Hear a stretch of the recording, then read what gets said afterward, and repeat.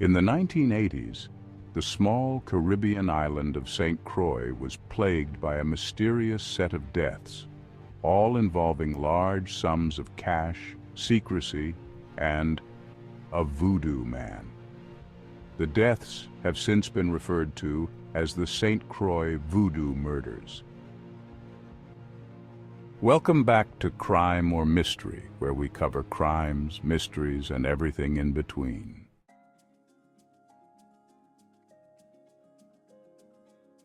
The island of St. Croix is a part of the U.S. Virgin Islands and is the largest of its 4 islands. The island's breathtaking, paradise-like features make tourism its cornerstone. But during the 1980s, this beauty was overshadowed by a series of strange deaths whose mysteries continue to haunt the island.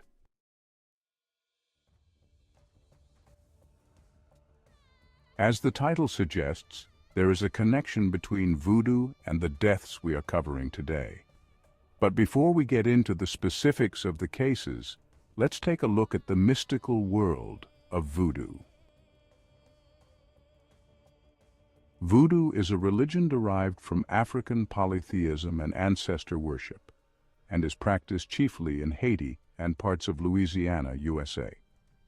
Though you may think of curses, hexes, effigy dolls, and potions when you hear the word voodoo, those are actually often a part of another practice called obia.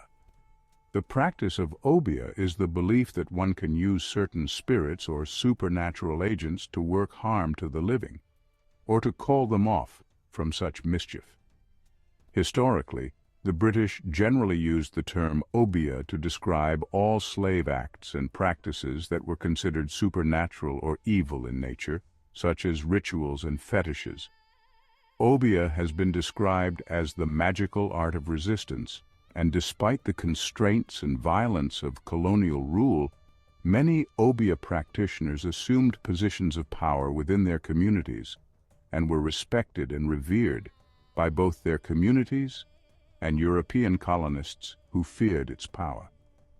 So, contrary to popular belief, there is nothing inherently sinister about voodoo, but it's often confused with its darker counterpart, obia.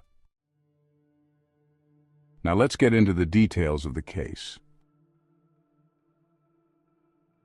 On the morning of May 24, 1984, a young girl on her way to school in a town in St. Croix found 38-year-old Haig Caesar motionless in his car on the side of the road. He appeared to have been dead for several hours, but upon examination of his body, there were no external signs of foul play or struggle. An autopsy was performed the next day, which revealed that his death was caused by cyanide poisoning. Cyanide is a rapidly acting, potentially deadly chemical that interferes with the body's ability to use oxygen. It is sometimes described as having a bitter almond smell, but does not always give off an odor, and only about 60% of the population carry the gene needed to detect the odor of cyanide. And even among those, olfactory fatigue can prevent cyanide detection. So how did Haig's death connect to voodoo or even obia? Haig had immigrated to St. Croix from Dominica in 1974 and built a decent life for himself on the island. During that time, he met and married Rosamond Caesar. According to Rosamond, days before his death, Haig had been communicating with a man who promised him access to a small fortune of coins. The man told Haig that there were 3 large jars of coins buried on their property, but that the coins were being guarded by ancient spirits. The man convinced Haig that in order to get the coins, they would have to get rid of the spirits through a ritual voodoo ceremony which he could perform. This would cost a significant amount of money, however. Haig knew he didn't have that kind of money, but in his eagerness and desperation, he decided to withdraw some of the money from the accounts he shared with his wife and to borrow the rest. Haig paid a total of $100,000 in cash to the voodoo man. Rosamond, unfortunately, never met this man and said she couldn't understand why her husband had become involved with such a practice in the first place. She said, "I knew that he was aware of obia and voodoo. I mean, most people living on the islands are. I thought he was smart enough, intelligent enough, aware enough to know that it wasn't real." Rosamond said when she found out about all the money he was borrowing and all the cash that he had taken out of their accounts behind her back, she was very shocked and angry about it. On the night Haig died, it is believed that he returned to the spot where the voodoo man said the treasure of coins was buried. It is also believed that the obia man convinced Haig to drink a potion that would drive away the spirits guarding the coins. But unbeknownst to Haig, the so-called potion was laced with cyanide, and the only thing anyone would be discovering was his body. By the time Haig's body was found the next day, less than a mile from his property, both the voodoo man and the $100,000 had vanished. It is also unclear how Haig managed to get into his car and it ending up on the side of the road, especially since the effects of cyanide are so immediate.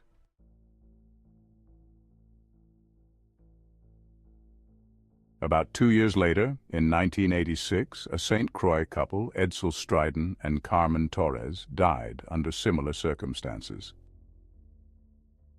Edsel and Carmen had owned a small neighborhood bar.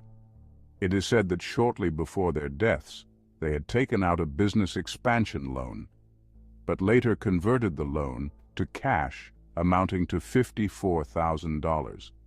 The purpose of the $54,000 was never revealed to anyone, not even their daughter.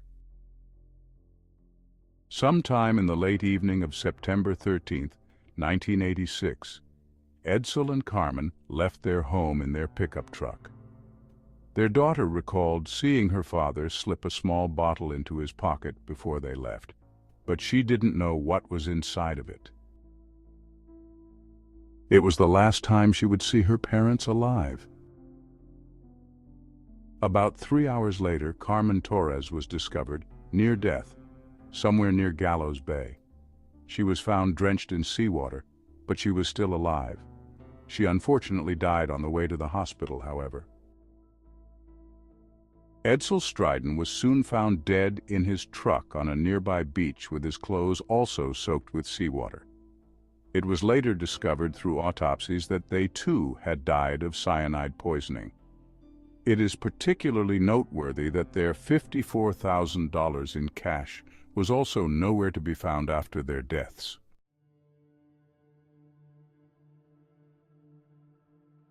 Another 2 years had passed when yet another couple seemingly fell prey to the promises of a voodoo man. On November 18, 1988, just after 9:30 p.m., police arrived at the scene of what was reported as a minor traffic accident in Gallows Bay. They found a local woman, Radha Maharaj, clinging to life, but whose injuries weren't apparent. She, however, died on way to the hospital.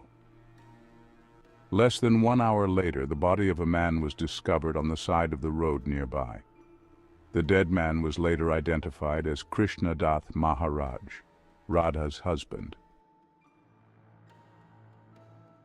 Krishnadath and Radha were both born in the Caribbean with Indian parents. Similar to Edsel and Carmen, the couple ran a small grocery store where Radha's 2 daughters from her first marriage helped with the running of the business. According to one of their daughters, the family was doing relatively well at the time. Again, just like Edsel and Carmen, several months before their deaths, the Maharajas took out a guaranteed loan to expand their store, but they quickly encountered financial difficulties, which resulted in stress in the household.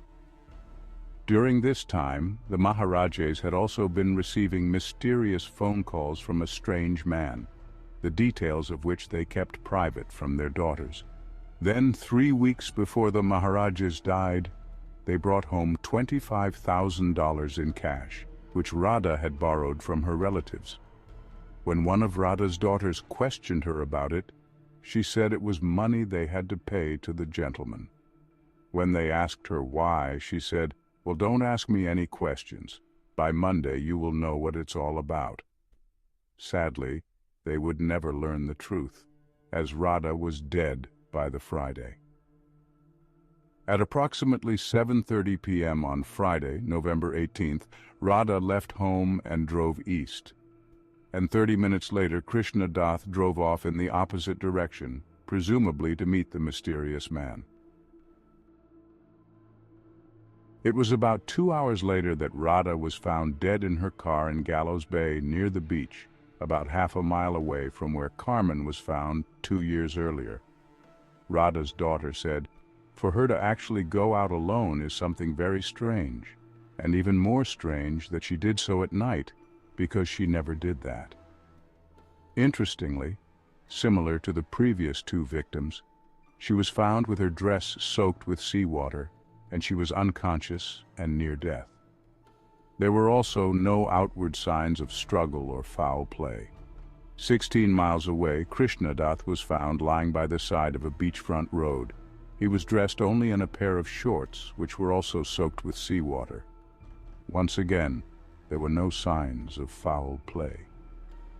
When Radha's daughters spoke with the police, they were told their mother had most likely taken her own life, probably because she and Krishna Dath had quarreled about something so big that there was no way to resolve it. The daughters dismissed this theory as utter nonsense, as there were no signs of friction between them leading up to their deaths. Furthermore, the autopsies of Radha and Krishna Dath's bodies revealed that they had both died from cyanide poisoning, and curiously, the $25,000 in cash that the couple had borrowed was also missing. This brought to 5 the number of cyanide victims with a connection to Voodoo between 1984 and 1988 in St. Croix. The police in St. Croix came to believe that the 5 cyanide poisonings were the work of the same master conman who practices obia, but lures in his victims with the promise of voodoo rituals aimed at improving their lives in some way. The obia man is believed to have fled St. Croix and traveled the Caribbean and possibly the United States. He is said to have had a heavy French West Indian accent, but to this day, he has never been found or even identified. What do you believe? Were all 5 deaths the work of an obia man? Was cyanide used as part of his obia rituals? And what about the drenching of the victims in seawater? Was that also a part of the rituals? Was the man who promised buried treasures to Haig Caesar the same man who telephoned the Maharajs? Was he also the man Edsel and Carmen went to meet on the night of their deaths? Or could it be this was just a series of unfortunate coincidences, with all the victims simply falling prey to the false assurances of a voodoo man? Also, do you believe in voodoo or obia? Comment your thoughts and don't forget to like, share, and subscribe for more videos like this one. See you next time.